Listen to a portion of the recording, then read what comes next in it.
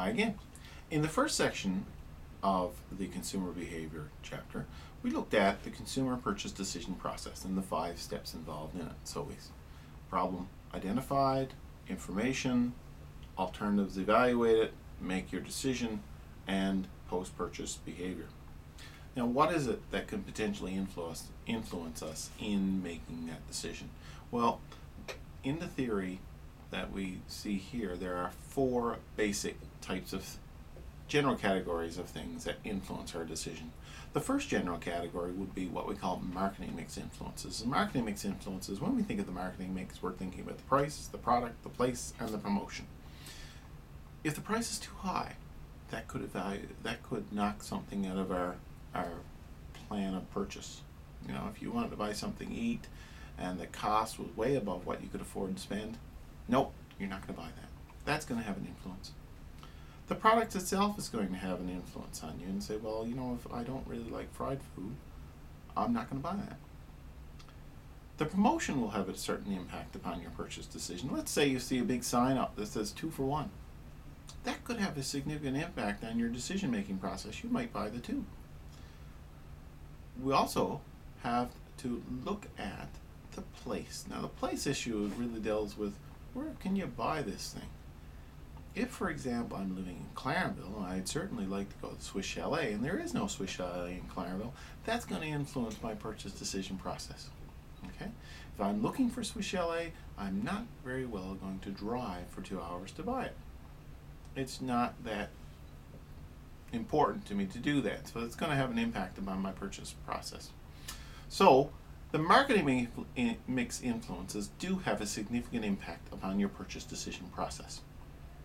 Another aspect of influences on the purchasing process would deal with what we call psychological influences. Now, psychological influences exist within you, within your mind, within your collective consciousness, okay? So if we think about that, we're talking about things like motivation. And when we ask about motivation, we're talking about things like, what is it that forces you or encourages you or makes you want to do things? And really, people's motivation differ depending on where they are. And one of the things that's looked at in here with regards to motivation is this concept of Maslow's hierarchy of needs. And when you look at Maslow's hierarchy of needs, what we're looking at is a triangular type diagram that really is pretty simple when you think about it.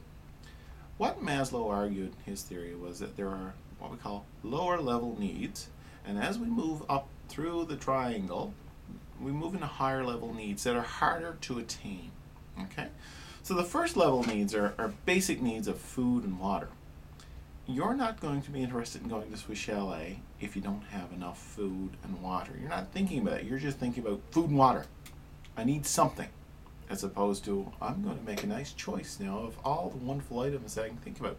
If you're really hungry, you're just motivated to eat, not to take a specific type of product. Okay? But let's assume that you're not really hungry and you were well fed and you're thinking, I need to find something to eat, just as a kind of a social thing. Well, if you look at Maslow's hierarchy, we say, well, it's not the basic needs that are motivating you. It is not other types of needs but you're moving up into what we call a social level need. In other words, these are higher level needs that can only motivate you if you have lower level needs met. And that's the basic concept within Maslow, is that you need to get your bottom level needs taken care of, and the next level need that's not satisfied will be a motivator to you.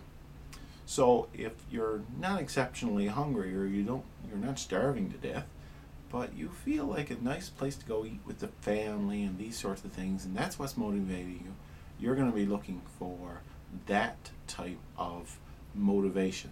And we call that social needs within Maslow's hierarchy.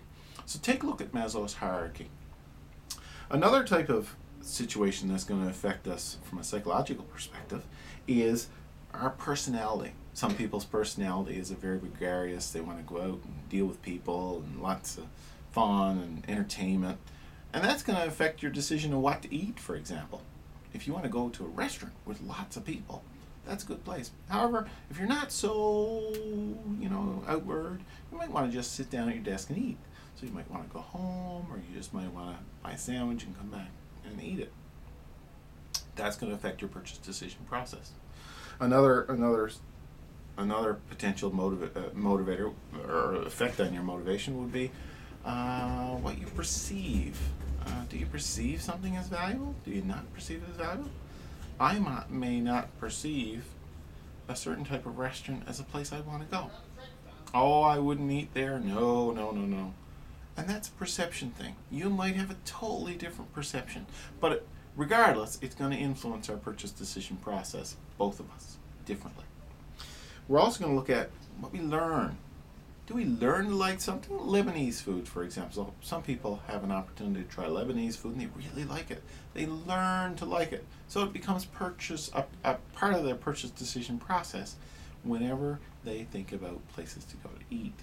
It's a learn type of thing. Our values and beliefs are going to have an influence too. If we value a certain type of product, I value eating healthy, for example. I'd certainly want to buy something that's healthy as opposed to something that's not. And finally, we're looking at people's lifestyle. Lifestyle is going to influence you in terms of what you purchase and how you purchase it. Outdoor people, for example, are going to buy certain types of things that people who sit in front of the television and on a couch probably wouldn't buy. So again, these are all internal motivators that influence our purchase decision processing. So that's the first two. I'll pick up the next two in the next section.